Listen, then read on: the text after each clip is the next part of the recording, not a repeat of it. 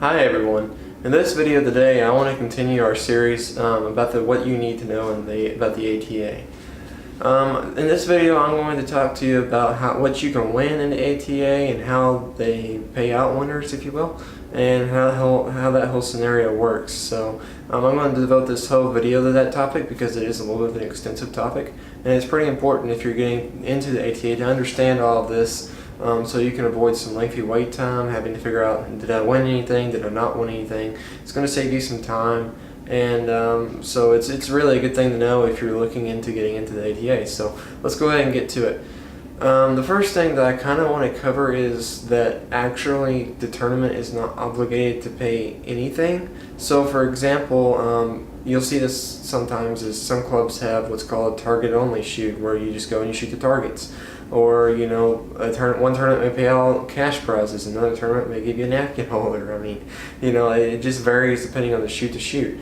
And in some of the bigger tournaments, you can pay to just shoot the targets only. So it's usually a reduced price that way. So some people do that if they're just wanting to shoot some and maybe not try to compete. So you kind of have your options varied there on what you can and you can't do, and what the tournament can and can't do. So they're not actually obligated to pay something. Now, most of your tournaments do pay something. Your bigger tournaments almost always will. They will either pay something or they will give you a trophy, some kind of trophy, a belt buckle, maybe a plaque, you know, whatever the case may be. So kind of understand that.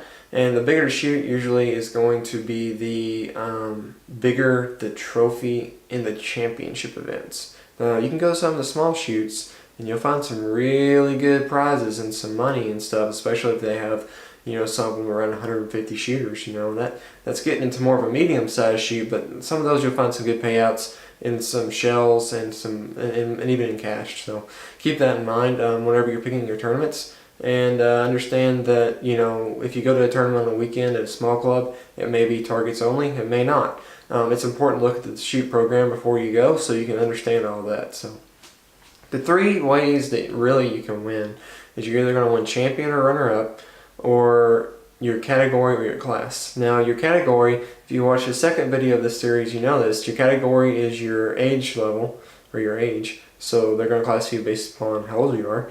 And your classification is how good you are. So whatever your average is, that's where you're going to be. If you're a new shooter, 99.9% of the time, you'll start out in B class. So let's say we have a junior shooter going to a tournament, he breaks a 97. The highest score in a tournament is a 98, so he's not going to win, or 99, I'm sorry, he's not going to win that.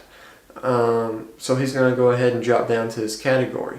If he was the highest score in his category, he would then win that, so he would win the junior division. If he is not, so let's say there's a 98 in junior, so you have a 99 as the high score, a 98 in junior, let's say he goes ahead and at that point he would drop down and have a chance to win his class. If he was the highest score in his class, he would win that. If not, then, you know, he doesn't win anything at that point. So that's how it works, is you go from champion to category to class. Or if you're shooting a handicap event, you go from champion to category to yardage. So keep that in mind. And the only thing that kind of throws a loop into this is whenever you have a runner-up. Sometimes the tournaments will pay it differently depending on you know, which tournament you're going to. So most tournaments, what they will do is you will win champion, and then you'll win your category, then you'll win your class, and then you have a chance to win runner-up. Some tournaments I've seen, they go the champion and then the runner-up. It depends on the shoot you're at. Most of them, I think, will probably go category and then class, and then you have a chance to runner up. So, but once again, that's going to depend on the shoot, and it's going to depend on what shoot management wants to do. But as far as the champion and then category and then class, that stays true for virtually every shoot that's going to be paying out or getting a trophy or anything along those lines. So keep that in mind. And also another detail, you cannot win more than one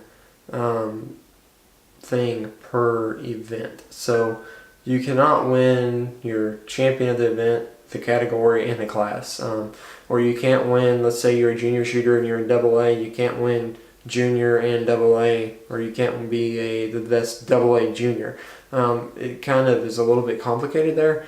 But you either win, the simplest way to remember it, you're either going to win your champion, your category, your class, or yardage, or your runner-up. So I hope this helps, guys. Maybe it'll help you avoid having to stay at a tournament a little bit longer because you didn't know what you won. Hopefully you'll be able to look at the results, their score postings, and kind of figure out, hey, I didn't win, so I'm good to go back to the trailer or good to go home, wherever you're going, so you don't have to stay around the clubhouse and wait all day.